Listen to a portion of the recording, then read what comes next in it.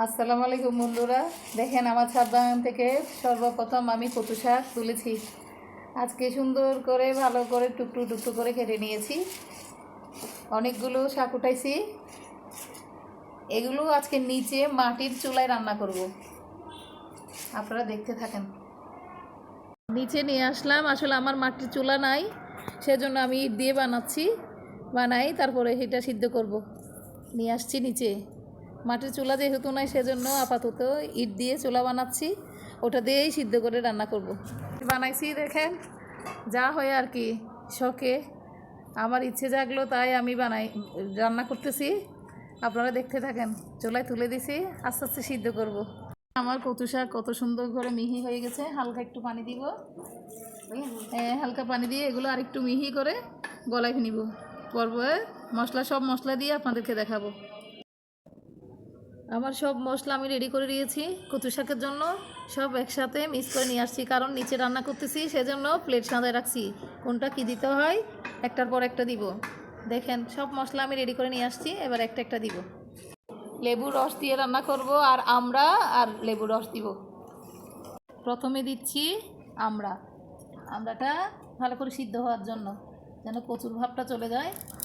আমড়া দিয়ে একটু একটু কষাবো। এই কচু শাকটা শুকনো শুকনো রান্না করব, ভেজা হলে মজা হয় না, সেজন্য আগে আমড়াটা দিয়ে একটু নাড়াচাড়া দিচ্ছি। তারপরে দিব লেবু রস।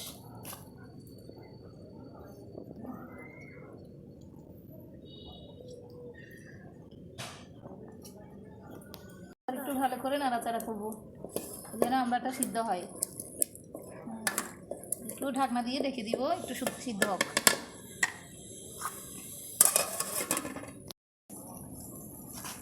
একটু পেঁয়াজ, আদা, রসুন এগুলো সব করে দিয়ে আমার সব উপকরণ এখন আমি একসাথে সব দিয়ে দিব।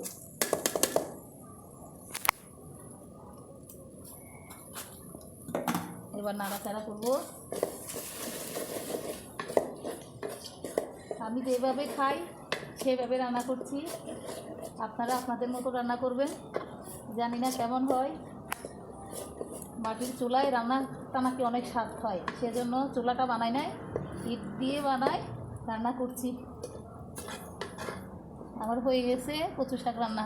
দেখেন একটু সামান্য কষাবো, মশলাটা যেন ঢুকে, পরে নামাই ফেলবো।